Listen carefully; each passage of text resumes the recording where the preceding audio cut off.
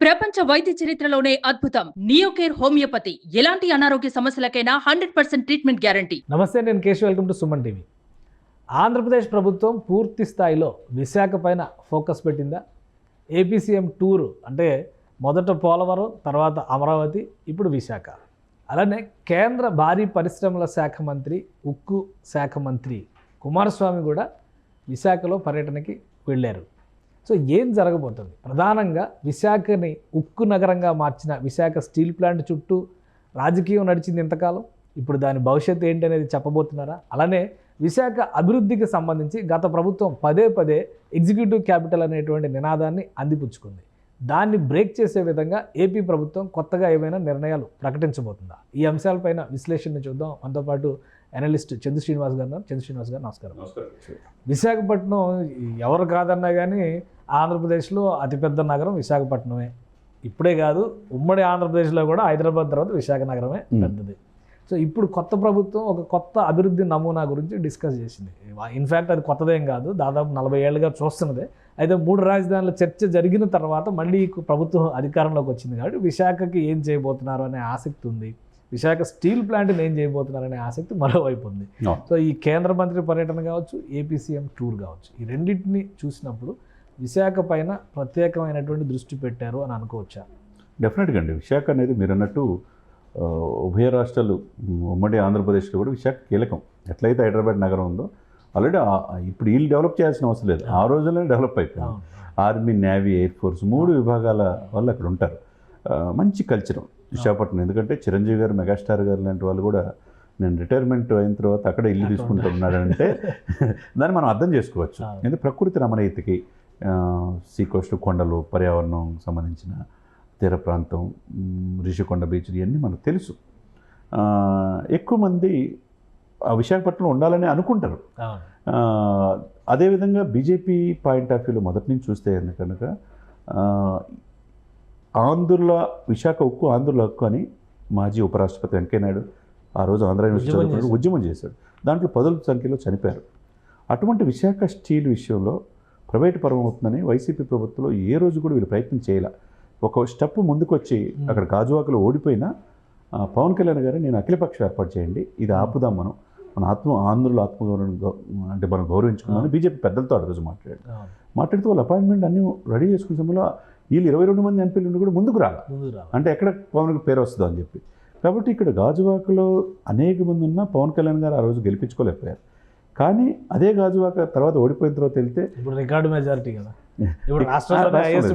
ఆయన అధ్యక్షుడు అయిపోయాడు. అక్కడ కట్ చేసేయండి. ఇక్కడ వాళ్ళు తరతరాలుగా ఎమోషన్స్తో ముడిపడి ఉన్న విశాఖ స్టీల్ ప్రైవేట్ పరం కాకూడదు అనేది వాళ్ళ కోరిక.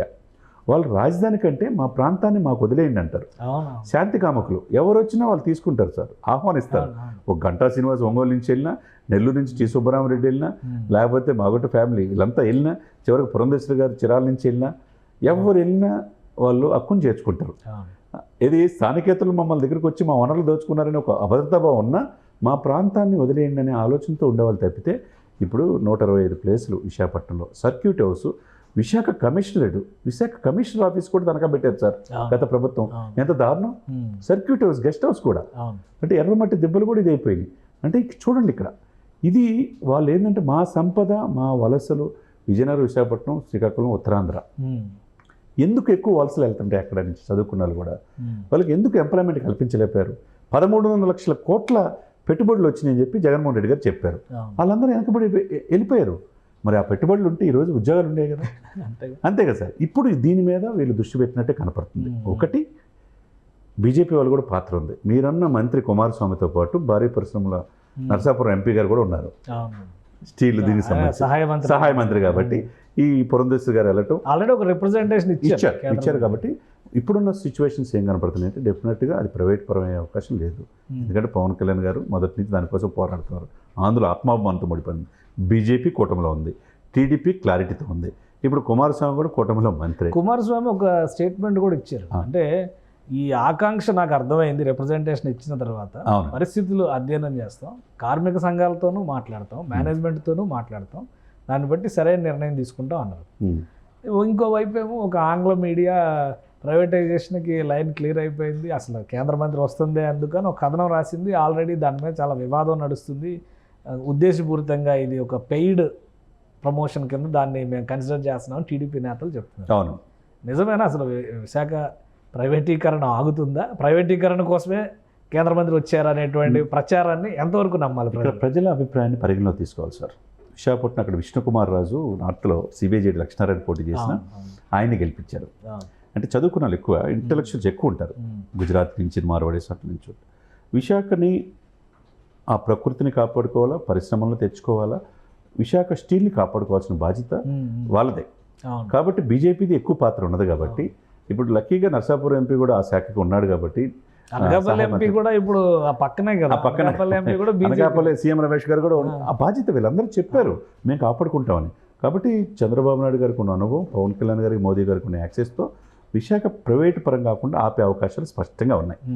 దీంతో మీరు అన్నట్టు ఇండస్ట్రీలు తీర ప్రాంతం 974 కిలోమీటర్లు ఉంది. కాబట్టి అక్కడి నుంచి విశాఖపట్నం చూసుకుంటే అప్ టు మనకి కృష్ణపట్నం, నెల్లూరు దాకా చూసుకుంటే ఇవన్నీ పరిశ్రమలు రావడానికి అవకాశం ఉంటుంది. సెంట్రల్తో ఈ పొత్తు ఉంది. వాక్స్ వ్యాగన్ వచ్చి వెళ్ళిపోయినట్ట, వెళ్ళిపోవటం కాదు, వచ్చి వెళ్ళిపోవటం అనేది వస్తుందంటే వెళ్ళిపోమన్నారు కదా, సో అట్లాగా. లేదంటే వచ్చి వెళ్ళిపోవటం ఇక్కడ ఉండదు.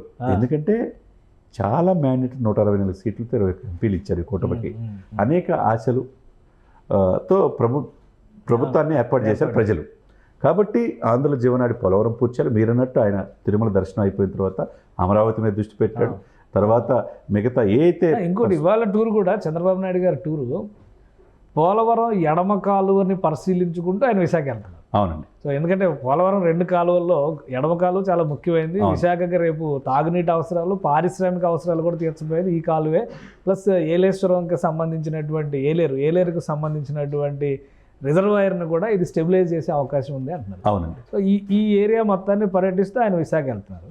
కేంద్ర మంత్రి నేరుగా విశాఖ వెళ్తున్నారు. సో ఇద్దరి పర్యటనల్లో కూడా ఒక ఆంతర్యం విశాఖ టార్గెట్గా ఉంది. కాబట్టి విశాఖ స్టీల్ ప్లాంట్ కావచ్చు, భవిష్యత్తులో విశాఖ అభివృద్ధి ఎజెండాగా ఉంది అని అనుకోవచ్చా? డెఫినెట్గా. ఎందుకంటే అమరావతి ఫిక్స్. చంద్రబాబు నాయుడు గారైనా, పవన్ కళ్యాణ్ గారైనా, పురంధేశ్వరి గారైనా, ఇక్కడ 3 పార్టీలు, అన్ని పార్టీలు, ఒక పార్టీ తప్పితే అన్ని పార్టీలు అమరావతి ఇక్కడ ఫిక్స్ కదా. కమ్యూనిస్టులు, కాంగ్రెస్ కూడా అమరావతి డిసైడ్ కదా. ఇప్పుడు మరి విశాఖకి సేద తీరాలంటే ఏం చేయాలి? వాళ్ళకి కావాల్సిన కోరికలు తీర్చాల్సిందే ప్రజలకి. వాళ్ళు రాజధాని కోరుకోవట్లా.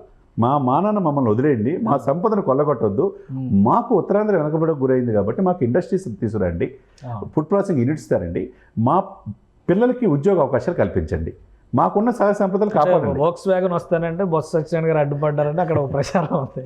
సో అలా కాకుండా అక్కడ ఏర్పాటు అయ్యేలా కియా మోటార్స్ లాగా నేను ఏదో విన్ఫాస్ట్ అని చెప్పని ఒక కొత్త ఎలక్ట్రిక్ కార్ కంపెనీతో డిస్కషన్ జరిగింది. పెట్టుబడులు పెడతామన్నారు, దానివల్ల వేలాది మందికి ఉపాధి ఉంటుందండి. ఇటువంటి త్యాగల నేర్పరి చంద్రబాబు నాయుడు గారు. ఇప్పుడు ఆయన ఎందులో డౌటే లేదు. ఈరోజు హైదరాబాద్ ఎంత అభివృద్ధి చెందంటే ఆ రోజు ముందు చూపుతో ఐటీ పరిశ్రమలో సైబర్ సిటీ నిర్మించాడు కాబట్టి, బిల్ గేట్స్ని ఇటువంటి వాళ్ళని తీసుకొచ్చాడు కాబట్టి. కానీ అక్కడ కూడా ఆయనకున్న సన్నిహిత సంబంధాలతో మహేంద్ర వాళ్ళతో మాట్లాడొచ్చు, విప్రో వాళ్ళతో మాట్లాడచ్చు, రిలయన్స్తో మాట్లాడచ్చు, అనేక సమస్యలు ఉన్నాయి కదా సార్. వాళ్ళకి కావాల్సిన భూమికి కేటాయించి వాళ్ళకి ఇమ్మీడియట్గా త్వరితగతిన లైసెన్సులు ఇవన్నీ కూడా ఇచ్చారనుకోండి, డెఫినెట్గా ఇండస్ట్రీస్ వస్తాయి కదా. అంటే ఇప్పుడు గతంలో అధికారంలో ఉండగానే చంద్రబాబు నాయుడు గారు ఒక బీజం వేశారు, ఫిన్టెక్ వ్యాలీ అని చెప్పని. ఫైనాన్షియల్ ఇన్స్టిట్యూషన్స్ అన్ని వైజాగ్ తీసుకురావాలి, ఫ్రాంక్లిన్ టెంపుల్టన్ లాంటి వాటితో అగ్రిమెంట్స్ చేశారు. అవునండి.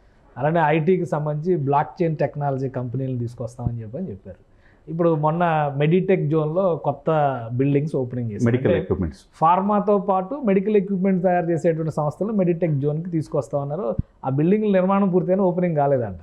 సో ఇప్పుడు ఓపెనింగ్ చేస్తున్నారు ఆయన. సో ఇవన్నీ చూస్తే ఒకవైపు మెడికల్ రంగం, ఇంకోవైపు ఫైనాన్స్ రంగం, ఐటీ రంగం, ఫార్మా వీటికి అడిషనల్గా ఇండస్ట్రియలైజేషన్.